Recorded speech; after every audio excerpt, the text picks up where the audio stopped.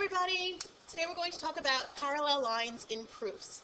A little cartoon up there for you to look at. So if you remember, parallel lines are lines that never intersect. So when we have parallel lines that are cut by a transversal, we have several angle relationships we've learned that are created. We have alternate interior angles. Remember, these angles are always congruent. We have alternate exterior angles. Again, these angles are always congruent.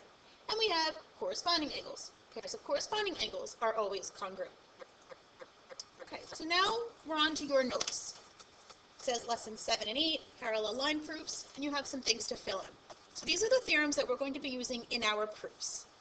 If two lines cut by a transversal are parallel, then alternate interior angles are congruent. I can fill that in. We have another one. If two lines cut by a transversal are parallel, then alternate exterior angles are congruent. And the third one you need to fill in. If two lines cut by a transversal are parallel, then corresponding angles are congruent. Okay, so let's see how this works in proofs. So we are given AB is parallel to DC, and BC is parallel to AD. We have triangles we want to prove. We want to prove triangle ABC. Let's go over the triangle CD. So let's start with AB being parallel to DC. I'm going to highlight the parallel lines. We have AB, we have DC. You can see I have my transversal DC here. Okay. I'm going to put some numbers in here. 1 and 2. So remember when we make the Z, that's alternate interior angles. So I can say that angle 1 is congruent to angle 2 because they're alternate interior angles.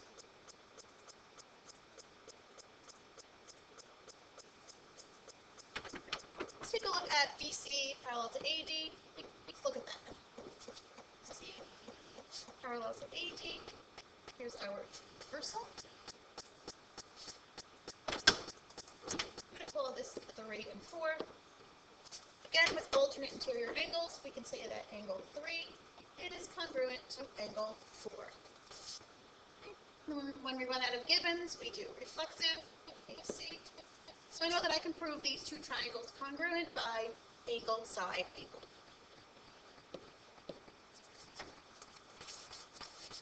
Let's write this out. Let's start with our first B parallel to DC. It's given.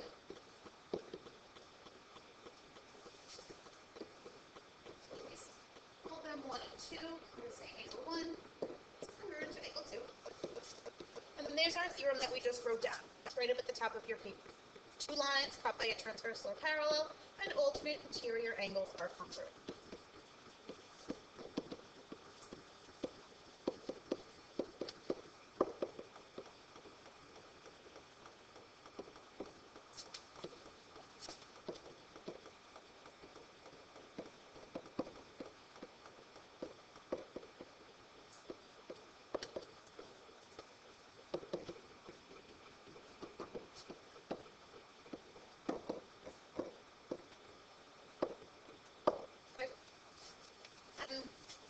Given, let's go to our next given. BC is parallel to AD.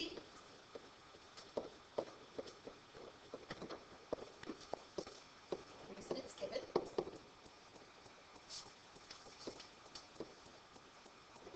And then we call those angles 3 and 4. So angle 3, congruent to angle 4. Same reason as number 2. Two lines cut by a transversal are parallel, that alternate interior angles are congruent.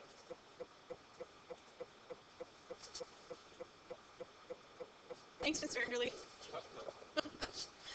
You actually could have combined them if you wanted. But I kind of like to do one given and then see what I get, and the next given and see what I get. Okay. And we said reflexive. C is congruent to C.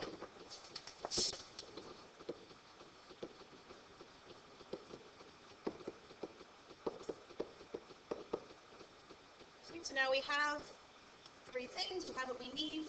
Let's say triangles are congruent. Triangle AC is congruent to triangle CDI. That we said is angle, side, angle.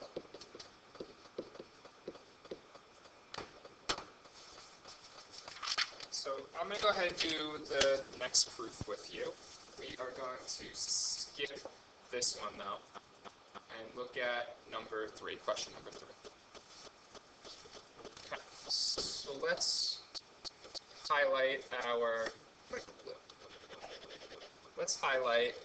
AB and DE because they are parallel. So the transversal that we want to use is CE. So unlike the other proof, these are not alternate interior angles. Because they're on the same side, they're actually corresponding angles. So let's call this one 1 and this 2. So these are congruent, these angles are congruent because the lines are parallel and they're corresponding angles. After that, we have angle A is congruent to angle D. And then we have AB is congruent to DE. Okay? And that's it. So the method would be angle, side, angle. Okay, so let's go ahead and write this one out. Statement 1, we have AB is parallel to DE. That's given.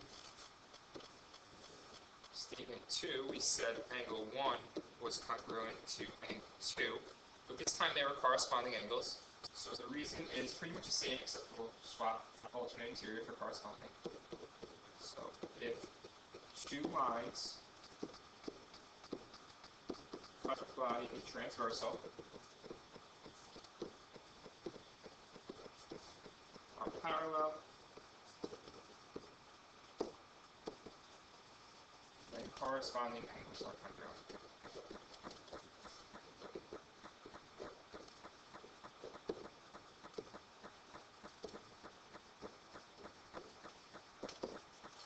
And then after this, we're just givens, so we don't have to do much with those.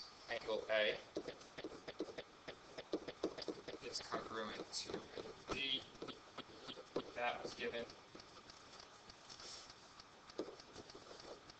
And AB is congruent to DE. That was given as well.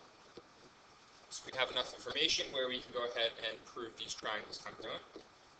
So step 5 would be triangle ABC is congruent to triangle DEF.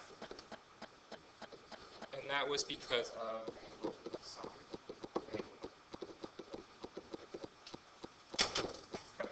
So that's all we're going to do here. Get ready for some more fun parallel line proofs tomorrow. Bye.